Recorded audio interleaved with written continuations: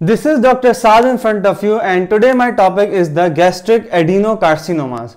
So here gastric means stomach and adenocarcinomas, basically adeno means the gland and carcinomas are basically the malignant tumors of the epithelial origin. So malignant tumors of the epithelial origin that grow in a glandular patterns are called as the adenocarcinomas. Clear? And if they grow in the stomach, that's why they are called as the gastric adenocarcinomas. Now one thing very important, that almost all stomach cancer, these are almost 90% of all stomach cancers, means they are very common. Clear? Most of the stomach cancers, they are the adenocarcinomas. Now if I say that what are the precursor lesions for this? Clear? Means something that can cause the adenocarcinoma. We have the gastric dysplasia that can lead to the gastric adenocarcinoma. Then we have the gastric adenomas that can also lead to the gastric adenocarcinoma. So you can say that these are the precursor lesions of the gastric adenocarcinoma. Precursor lesions. Clear? Now after this, the gastric adenocarcinomas, basically there are two types of the gastric adenocarcinomas. Clear? One are the diffuse and the other one are the intestinal. Clear? Diffuse and the intestinal. This will be discussing in detail just after a few minutes, but I am telling you that diffuse means, obviously diffuse means that they infiltrate and spread diffusely, while intestinal it grow in a bulky mass. Clear? Up till now it is enough for you. Then after a few minutes we will be discussing in detail about the diffuse and the intestinal type. Now the gastric adenocarcinomas, as they are the adenocarcinomas, they are the malignant carcinomas, so obviously they can also spread, they can also metastasize. So now what are the sites of metastasis, or you can say the lymph nodes that are involved in the metastasis, or you can say that the sites of the metastasis and the lymph nodes that are involved in that metastasis. So first of all is your supraclavicular nodes that are called as the Virchow nodes. Clear? Means it can spread into the supraclavicular lymph nodes.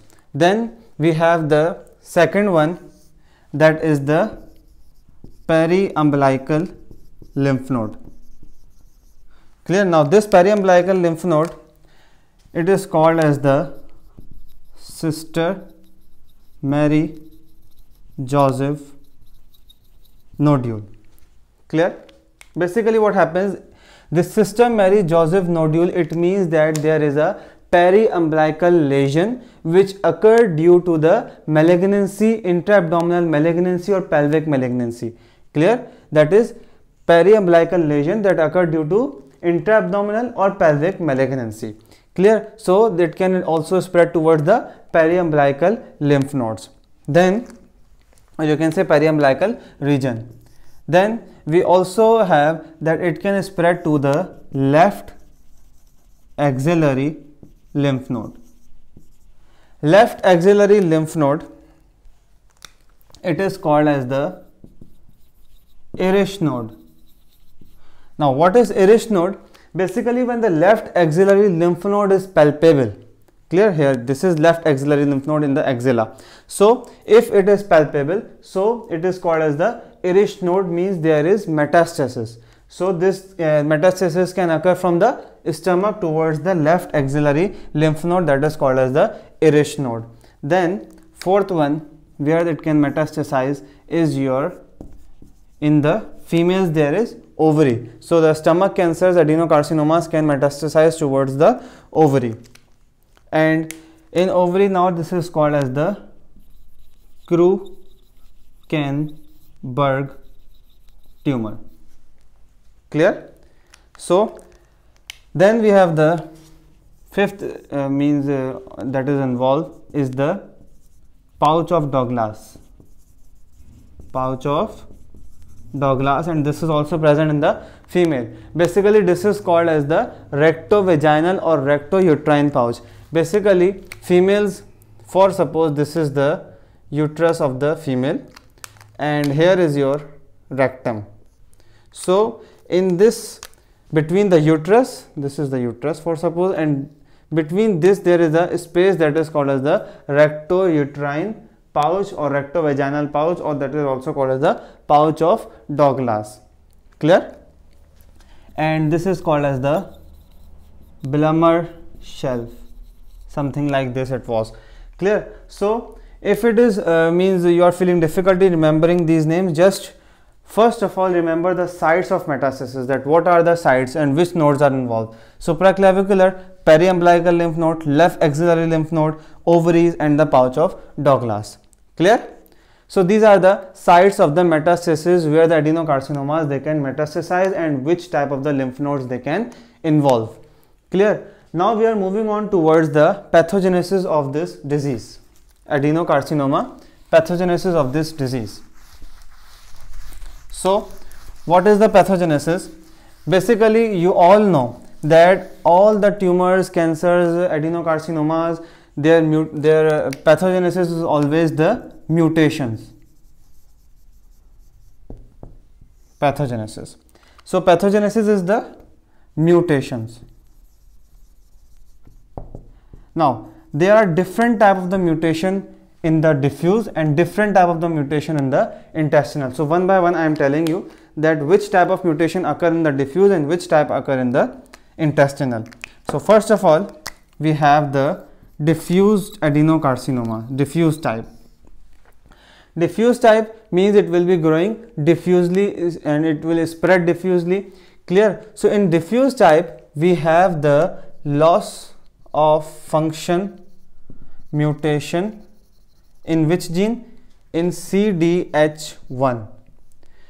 Clear? This CDH1 gene, basically this encodes a protein that is called as E-cadherin. Clear? Now basically what is the function of E-cadherin? E-cadherin is a protein basically that helps for the adhesion of two cells. It helps the cells to adhere with each other. This is E-cadherin. Clear? So what happens that in diffuse type of the adenocarcinoma there is loss of function mutation in the CDH1 gene that encodes the E-cadherin. When the function of CDH1 is lost, so obviously E-cadherin will not be produced. So here E-cadherin will not be there and the cells they cannot adhere to each other, and obviously the cells starts to spread or they starts to diffuse. That's why it is named as the diffuse, because of the loss of E-cadherins. Clear? The cell junctions, or you can say cells, they are not connected to each other and they starts to separate. Clear? So that's why it is called as the diffuse. Clear? And in diffuse we have, obviously we may have familial cases or we may have the sporadic cases. In both of them we have the loss of function mutation in the CDH1 gene. Clear? Familial means it is inherited, and sporadic means that it may be due to some environmental condition or it may be due to the hypermethylation or some other causes. Clear? After the birth. And while this familial is inherited. Clear? Then we have the second one that I told you was the intestinal. In intestinal type we have the loss of function mutation in the gene that is the APC gene. Clear? APC gene. These all genes we have studied in our third year lectures in the neoplasia. Clear? But I am just giving you a brief intro so that you can understand this adenocarcinoma. Clear? Now this APC gene, what is APC gene? APC gene, basically this APC gene is a negative regulator of beta catenin. Clear? Now what is this beta catenin? Beta catenin is basically a growth promoter gene. Clear? If this is activated, it causes the growth. So the overproliferation due to the beta catenin is normally prevented by APC. Means APC is a negative regulator, it destroys the beta catenin. But what happens when the APC gene is lost?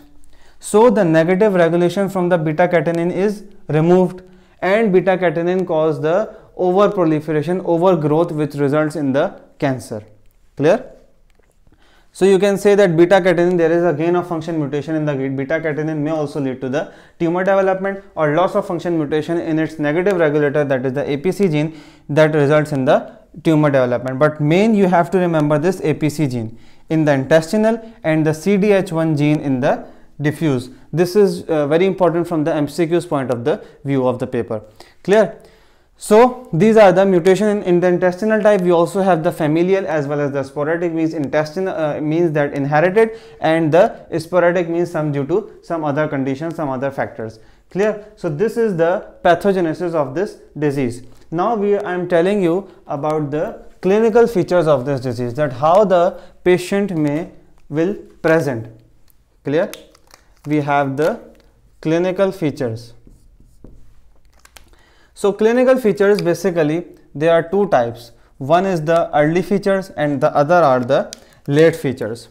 So in early features we have the dyspepsia, pain you can say, dysphagia means difficulty in swallowing, and we have the nausea, means you can say in Urdu we say it's the matli, and nausea means you can say regurgitation of the fluid, you can say, or nausea, simply it's matli in the Urdu. Clear? Then we have the late signs. Late signs, it involves, obviously I told you that in lately in the all type of the carcinomas, one of the major is the weight loss. If there is significant weight loss for 6 months, for about 3 to 6 months, then you have to be very careful and you have to go through the checkup and you have to go towards the doctor for your checkup. So weight loss occur. Anorexia means that your loss of appetite occur. Clear? Then we have the early satiety. Early satiety means that you feel that your stomach is full just after eating 1 or 2 bites of something, you feel that now my stomach is full. This is called as the early satiety. Clear? And this is basically more prominent in the diffuse type. Clear? Then we may have the hemorrhage, and also patient may present with the anemia, which occur mainly due to the hemorrhage. Clear? So these are the clinical features of the gastric adenocarcinomas, early signs and the late clinical features. Now we are moving on towards the morphology of this disease, and in the morphology also there is different morphology for the diffuse one and different morphology for the intestinal type. Clear? So one by one I will be telling you both types of the both morphologies. So here we go, the morphology.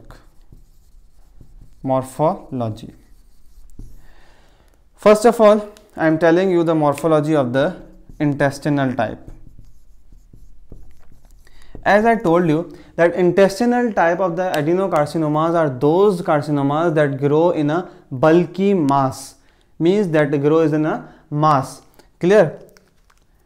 And basically it is spread as a exophytic mass, bulky mass.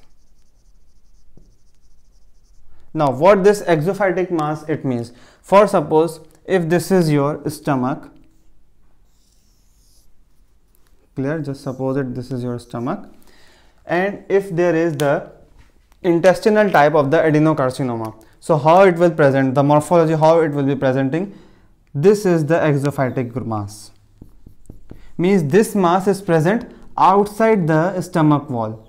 This is called as the exophytic mass, and it grows in a means localized mass. Clear? Are you understanding that it is localized? This is called as the intestinal type. Clear? Now this is the morphology feature of intestinal type. Then we are moving on towards the diffuse type. Morphologic features of the diffuse type. Basically, as its name indicates, that it grows in a diffuse fashion. Clear? And what happens that in this there are the vacuoles in cytoplasm of the cell. Now how it look like? For suppose this is your cell, Clear? And here is your, normally what happens, there is centrally present nucleus, but here is your now vacuole. For suppose this is your vacuole, and due to this vacuole your nucleus move towards the periphery. For suppose this is your nucleus and this is the vacuole. Clear? So this type of the cell is called as the signet ring appearance or signet ring cell. This is called as the signet ring cell or signet ring appearance. So you have to remember this point, that the signet ring appearance occur in the diffuse type of the gastric adenocarcinoma. Clear? Now this diffuse type, they also show the dysplastic reactions. Dysplastic reactions basically are those reactions in which there is a development of the fibrous connective tissue around the tumor. Means around this diffuse type, what happens that there is a growth of the fibrous connective tissue. Clear? That is called as the dysplastic reaction. And what happens in this results in the rigid wall of the stomach. The wall of the stomach become rigid. Clear? So here is your dysplastic reaction. Then one more feature of the diffuse type is the lenitus plastica. Basically, what is lenitus plastica? In the diffuse type, when the diffuse type starts to infiltrate the large area, means chronically when the large area is infiltrated, so what happens that there is the rugal folds of the stomach, they are obviously flattened, because you all know that the stomach, they have the rugal folds like this. So these rugal folds, they are means flattened and the wall becomes thickened. Clear? So this thickened wall of the stomach, it cannot extend. You can say the flexibility of the stomach is decreased, because normally what happens that the stomach can distend, stomach can contract, but in this condition what happens that the stomach wall become rigid and it cannot extend, and this gives the appearance of a leather bottle appearance. This is called as a leather bottle appearance, and this whole phenomena is called as the lenitus plastica, means the leather bottle appearance of the stomach wall due to the flattening of the rugal folds and the rigidity of the stomach mucosa, which is called as the lenitus plastica, and this is the morphologic features of the diffuse type. Clear? This is the morphologic feature of diffuse type. Clear? Then we have the local invasion also occur. The local invasion may occur in the duodenum. Clear? Local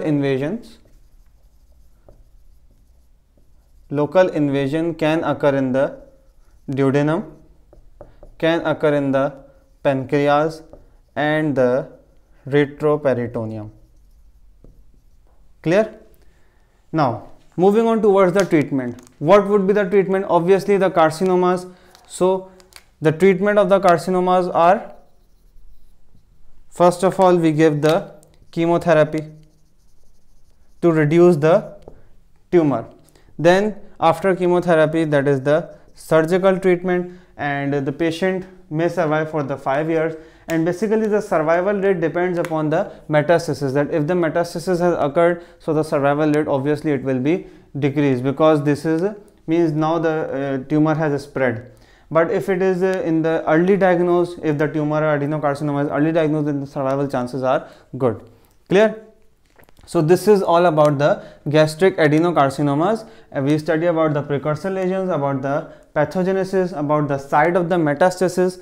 Clear? About the clinical features of this, morphologic features, diffuse and intestinal type. Now just briefly I am telling you the gastric adenomas. Clear?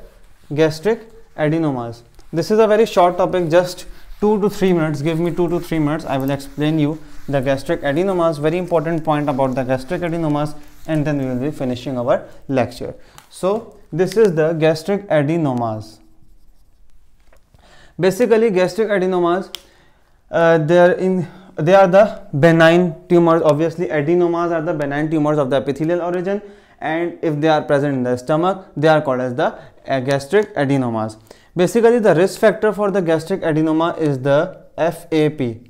What is FAP? Familial adenomatous polyposis. Clear? So this is a disease that we'll be studying in our next lectures. Just remember that this is the risk factor for developing the gastric adenomas, and 10% of the gastric polyps, they are also the risk factors.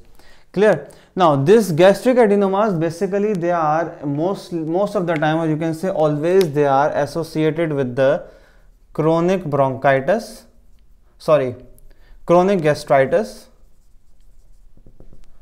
and which is associated with the atrophy plus the intestinal metaplasia. Clear? So this is mainly, most of the time, the gastric adenomas, they are associated with the chronic gastritis, that is means with the atrophy and the intestinal metaplasia. Now these gastric adenomas, basically, as they are benign, clear, so they are most of the time they are less than 2 centimeters. If they are greater than 2 centimeters, so they have the more tendency to become adenocarcinomas. Clear? Most of the time the gastric adenomas, they are less than 2 centimeter in diameter, but if they are greater, so they have greater chance to become the gastric adenocarcinomas, means malignancy chances they increases, while here it is less than 2 centimeter. Clear? So in the gastric adenomas, dysplasia may also occur, intestinal metaplasia occur. Clear? So this is enough for the gastric adenomas. 2 to 3 important points I have told you. Now we have discussed about the gastric adenomas and the gastric adenocarcinomas. So if you have any question, any query, you can ask in the comment section. Thank you so much. Allah Hafiz.